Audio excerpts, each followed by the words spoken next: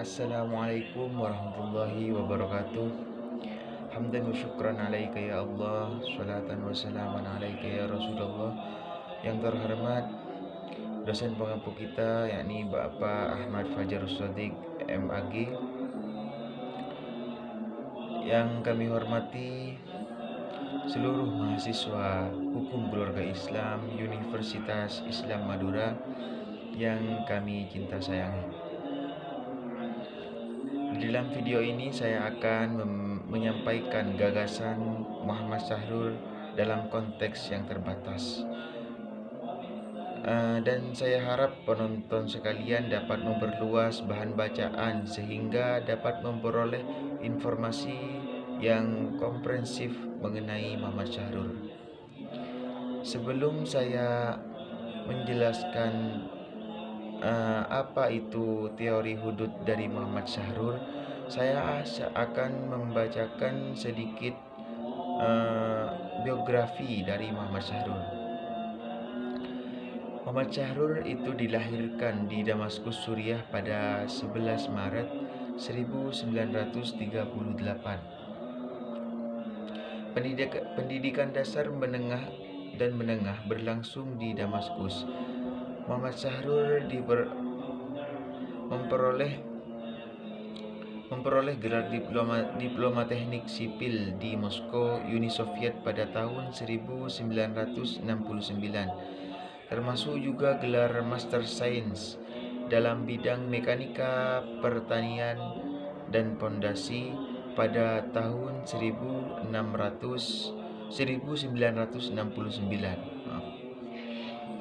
Dan kemudian doktor pada tahun 1972.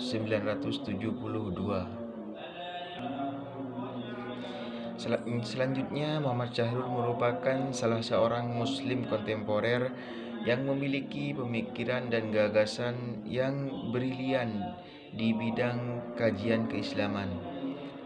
Pemikiran dan gagasan Muhammad Syahrul di bidang kajian keislaman terutama difokuskan bagaimana membaca, memahami, dan menafsirkan Al-Quran serta menggali ketentuan hukum yang ada di dalamnya. Meskipun Muhammad Syahrul tidak memiliki basis keilmuan atau pengetahuan keislaman layaknya para pemikir muslim lainnya, ia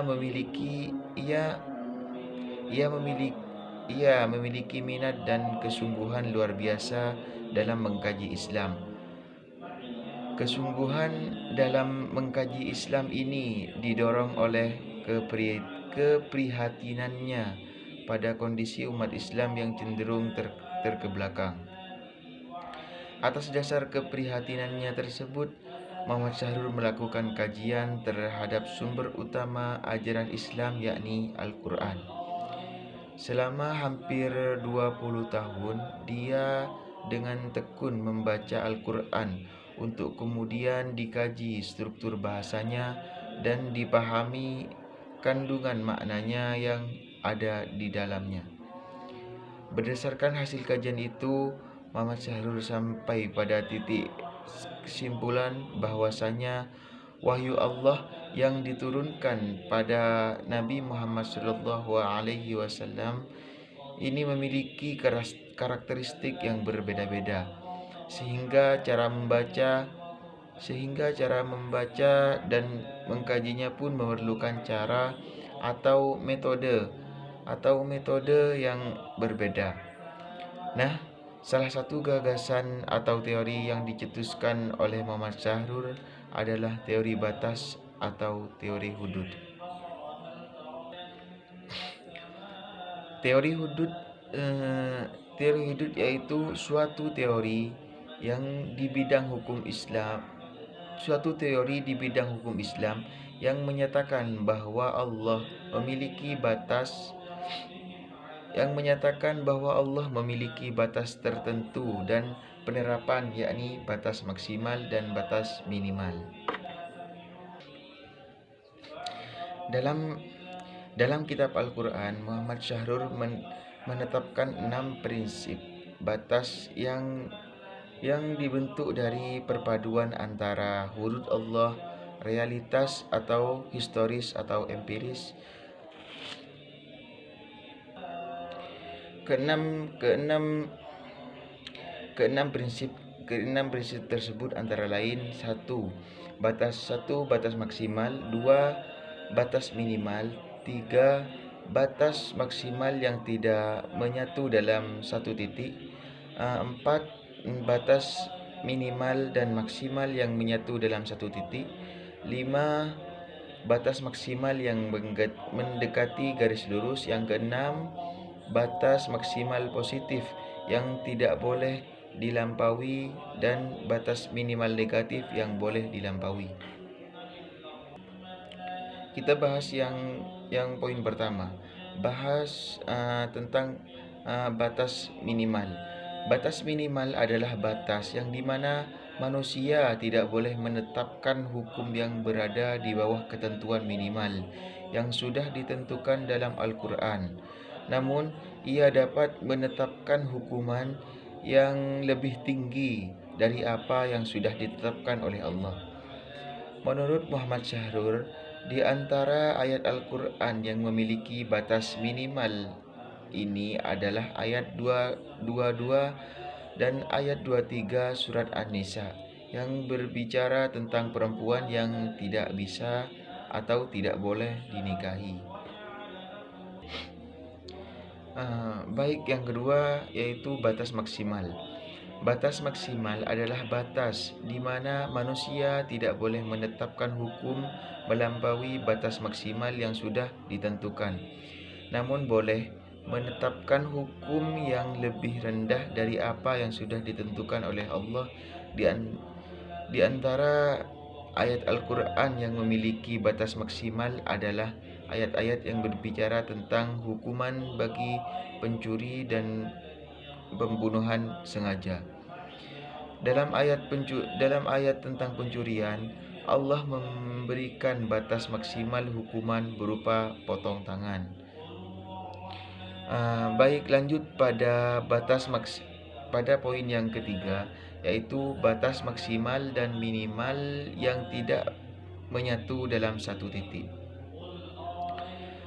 Yaitu suatu aturan hukum yang di dalamnya telah ditetapkan batas minimal dan batas maksimal sekaligus. Dalam hal ini, seseorang boleh menetapkan hukum dengan mengacu pada batas maksimal yang sudah ditetapkan atau sebaliknya, atau batas maksimal yang sudah ditetapkan.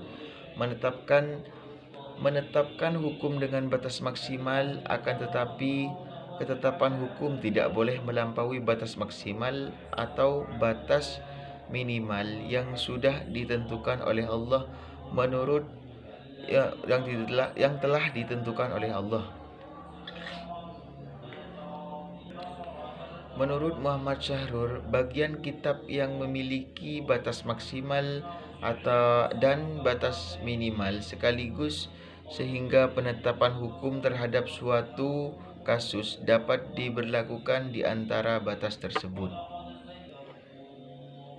Di antara ayat-ayat yang masuki kategori di poin ketiga tadi adalah ayat-ayat tentang waris, seperti dalam surat An-Nisa ayat 11, 12, 13, 14, dan lagi seperti poligami pada surat An-Nisa ayat 3. Beralih pada poin keempat, yaitu batas maksimal dan minimal yang menyatu dalam satu titik. Dalam ketentuan ini, suatu ketetapan hukum harus berdasarkan pada yang telah ditentukan oleh Allah. Tidak boleh lebih dan tidak boleh kurang. Menurut Muhammad Syahrur, di antara ayat muhkamat yang masuk dalam kategori ini adalah ayat tentang hukuman bagi pelaku zina, sebagaimana yang ditentukan pada surat An-Nur ayat 2. Nah, Berdasarkan pada surat An-Nur ayat 2 tersebut, hukuman bagi pelaku zina adalah dicambuk 100 kali.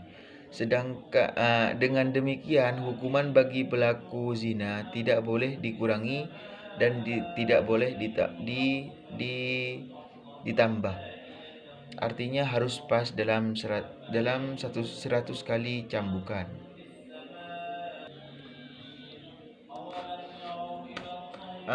Masuk ke poin yang kelima, yaitu batas maksimal mendekati garis lurus. Bagian ini mengandung pengertian bahwa suatu tindakan hukum harus dibatasi atau diberikan batasan agar jangan sampai mendekati apalagi melanggar hukum.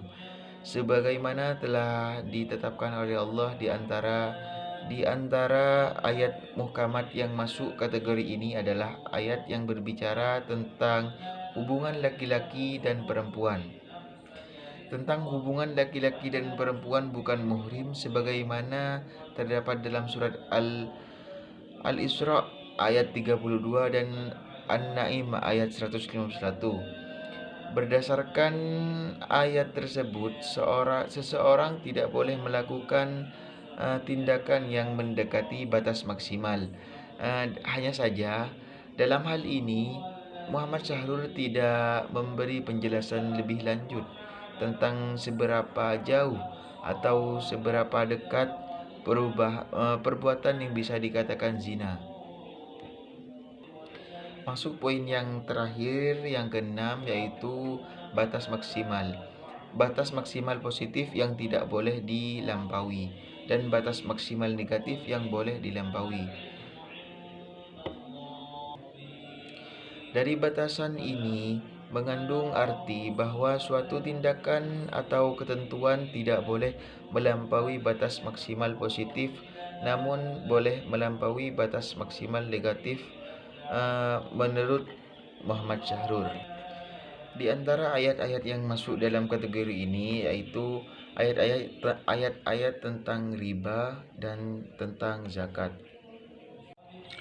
Nah, terlepas dari semua itu, karakteristik teori hudud Muhammad Syahrul yang cenderung bersifat positifistik sehingga mengabaikan keragaman persoalan dan juga tradisi yang dimiliki oleh umat Islam, tapi tetap harus menjadi catatan.